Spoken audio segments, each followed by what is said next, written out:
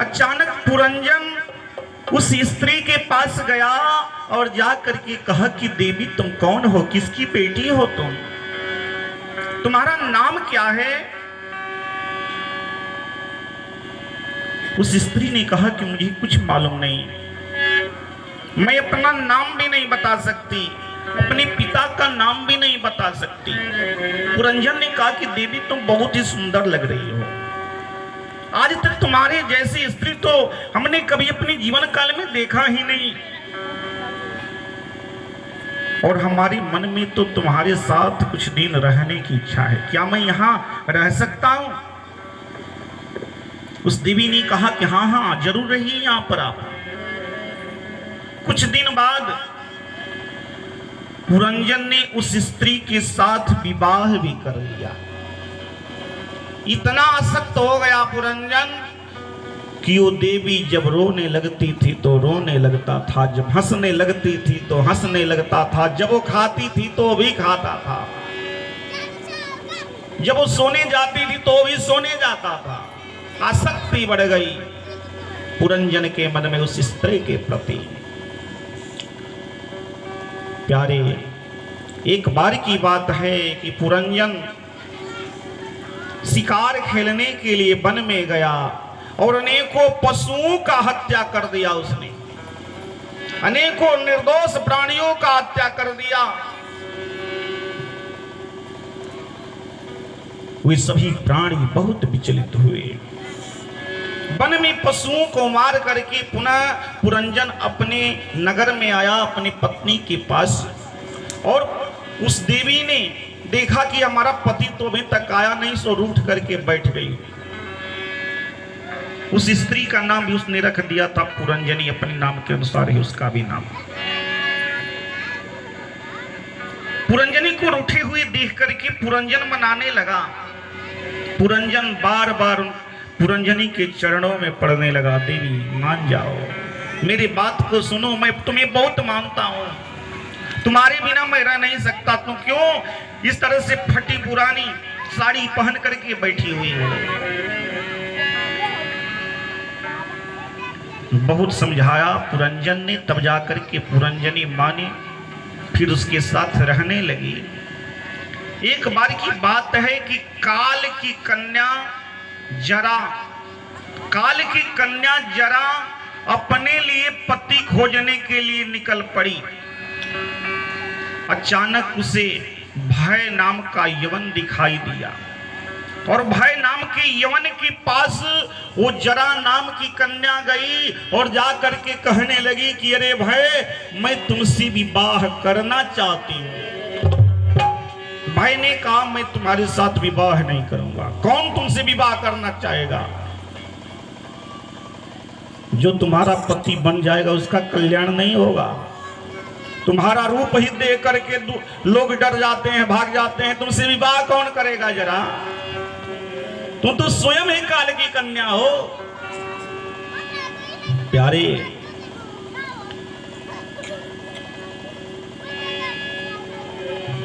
जरा ने कहा कि मैं तो तुमसे ही विवाह करना चाहती हूं। भाई ने कहा कि मैं तुम्हारे लिए पति बता रही हूं, तुम्हारे लिए पति बता रहा हूं, जहां बता रहा हूं वहीं जाओ। एक बहुत ही सुंदर 9 द्वारों वाला नगर है, और उस नगर का राजा है पुरंजन, और मैं कह रहा हूं कि जाओ पुरंजन के पास और पुरंजन से विवाह कर लो। अगर वो तुमसे विवाह नहीं करना चाहता है तो हमारे पास 365 गोरे रंग के गंधर्व और उतने ही गोरी और काली रंग की गंधर्वियां भी हैं। उन सभी को साथ में ले लो और जाकर के बलपूर्वक विवाह करो पुरंजन से। सज्जनों, इन गंधर्व और गंधर्वियों का सेना लेकर के जरा पुरंजन के पास गई और बलात् पुरंजन से विवाह करके पुरंजन के साथ रहने लगी। सज्जनों, ऐसा विकृत कर दिया जरा ने, पुरंजन का उपभोग करते करते एक दिन भय भी आ गया, काल भी आ गया और पुरंजन न चाहते हुए भी अपने शरीर का परित्याग करके चला गया। दूसरे जन्म में पुरंजन एक स्त्री के रूप में जन्म लिया और पांड्य नरेश के साथ उसका विवाह हुआ। वो अपने पति का सेवा करने लगा। पांड्य नरेश कुछ दिन बाद वन में तपस्या करने के लिए चले गए और भगवान की आराधना करने लगे। भगवत आराधना करते करते पांड्य नरेश ने अपना शरीर परित्याग कर दिया और पांड्य नरेश के मरने के बाद ये पुरंजनी, जो पुरंजन है ना, यह पुरंजनी बनाए दूसरी जन्म में, यह गया और अपने पति के शरीर को लेकर के चीते पर सवार हो गया। जो ही अपने शरीर में वो आग लगाना चाहा, उसी समय उसका मित्र विज्ञात आया और कहा कि अरे भैया तू ये क्या कर रहे हो, मैं तुम्हारा मित्र हूं।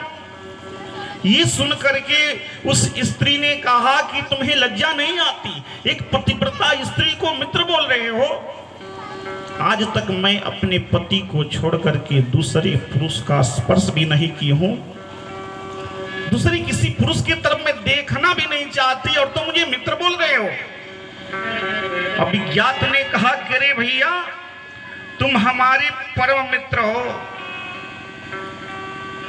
मेरा नाम है अभिज्ञात और तुम हमारे मित्र पुरंजन हो। तुम हमारे साथ ही घूमने के लिए आए और तुम्हें 9 द्वार वाला बहुत ही सुंदर नगर दिखाई दिया और उसमें प्रवेश करके उसी में चले गए, उसी में रहने लगे। कुछ दिन बाद तुमने शरीर का परित्याग किया और पुरंजन के बाद पुनः तुम पुरंजनी बन करके यहाँ रहने लगे, स्त्री बन करके रहने लगे। और ये जो मरा हुआ व्यक्ति है ये तुम्हारा पति नहीं, ये सब भगवान की माया है, ईश्वर की माया है। तू तो हमारा मित्र है, तू हमारे साथ चलो। जब इस तरह से समझाया अभिज्ञात ने, तब वो पुरंजनी नाम की जो स्त्री थी अभिज्ञात के साथ चल दी। तो सज्जनों समझना है अभिज्ञात क्या है। तो अभिज्ञात है ईश्वर और पुरंजन है जीव। अध्यात्मय कथा है ये, ध्यान से सुनना। अभिज्ञात है ईश्वर और पुरंजन है जीव। अभिज्ञात से अलग होकर के जीव जब इस संसार में आया तो ये 9 द्वारों वाला नगर इसे दिखाई दिया। ये 9 द्वारों वाला नगर क्या है? यह मनुष्य का शरीर ही 9 दरवाजे वाला नगर है। गिन लेंगे आप लोग। 2 आंख है ना, 2 कान, 2 नासिका छिद्र, 1 मुख और 2 नीचे के तरफ द्वार हैं। इन सबको आप लोग गिनेंगे, ये सब मिलकर के होंगे 9। और इन 9 द्वारों वाले इस नगर में ही, यानी शरीर में ही वो पुरंजन प्रवेश किया। और इस नगर में जो स्त्री बैठी हुई है, उस स्त्री का नाम है अविद्या, यानी बुद्धि। बुद्धि जो जो कहती है वही तो ये जीव करता है। अविद्या कहती है कि ऐसा कर लो, ऐसा कर लो, ये कर लो, वो कर लो, जो जो कहती है वही ये करता है, अपने से कुछ नहीं कर पाता। तो पुरंजनी कौन है? पुरंजनी है अविद्या। 5 फनों वाला जो सर्प है वह क्या है? तो ये जो 5 प्राण हैं, 5 प्रकार के प्राण होते हैं और ये 5 प्राण ही 5 फन वाले सर्प है जो इसकी रक्षा करते हैं। जब ये 5 फन वाला सर्प मर जाता है तभी दुखी होकर के ये जीव इस शरीर से निकलता है। पहले तो 5 फन वाला सर्प रक्षा करता है इसका। तो ये 5 फन वाला सर्प क्या है? 5 प्राण है। 10 मित्र थे पुरंजनी के। तो ये 10 मित्र क्या है? 5 ज्ञानेंद्रिया और 5 कर्मेंद्रियां, ये मिल करके 10 मित्र होते हैं।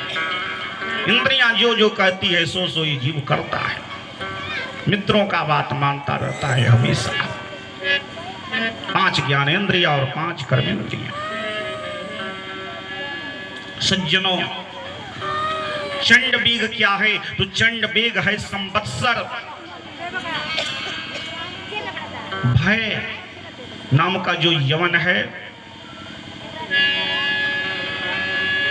वह भयभीत करता है इसे, अपना सेना लेकर के आक्रमण करता है। वो काल कन्या जो जरा है, जरा बोलते हैं बुढ़ापे को। कौन व्यक्ति चाहता है कि मैं बूढ़ा हो जाऊं? कोई चाहता है जी?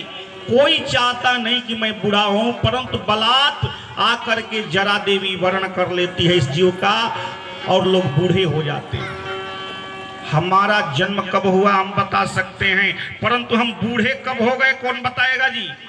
कोई बताएगा कि मैं इस दिन बूढ़ा हुआ? कोई नहीं बता पाएगा कि मैं इस दिन बूढ़ा हो गया। जरा देवी यानी बुढ़ापा बलपूर्वक इसे वर्ण कर लेती है। और जब बुढ़ापा से ग्रस्त हो जाता है यह जीव, तो धीरे धीरे भय व्यापने लगता है। और जब भय व्यापने लगता है तो प्रज्वार आ जाता है। प्रज्वार क्या है? प्रज्वार कहते हैं ज्वर को, बुखार इत्यादि जो रोग है।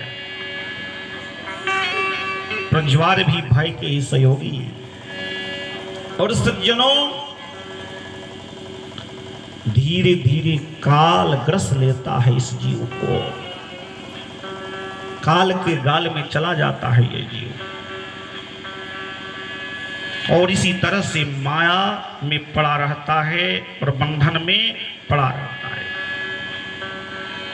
नारद जी ने कहा कि तुम इस शरीर में कब तक बंधे रहोगे? तुम भगवान का स्मरण करो, ये यज्ञ होगी करना छोड़ो। यज्ञ करना है तो सात्विक यज्ञ करो, तामसी यज्ञ भूलकर भी मत करो। तामसी यज्ञ करना ये धर्म नहीं है। और सबसे बड़ा यज्ञ है भगवान के नाम का स्मरण, भगवान के कथा का श्रवण। इससे बड़ा कोई यज्ञ नहीं है। यत् फलम नास्ति तपसा न योगेन समाधिना तत्फलम लभ्यते सम्यक कल्लऊ के सब कीर्तनात्। जो फल अन्य युगों में तपस्या करने से, जो करने के से, समाधि कर लेने से, अनंत काल तक भगवान का ध्यान करने से मिलता था, वही फल इस कलयुग में भगवान के नाम का स्मरण करने से मिल जाता है। प्रेम से बोलिए भक्तवत्सल भगवान की। श्री कृष्ण गोविंद हरे।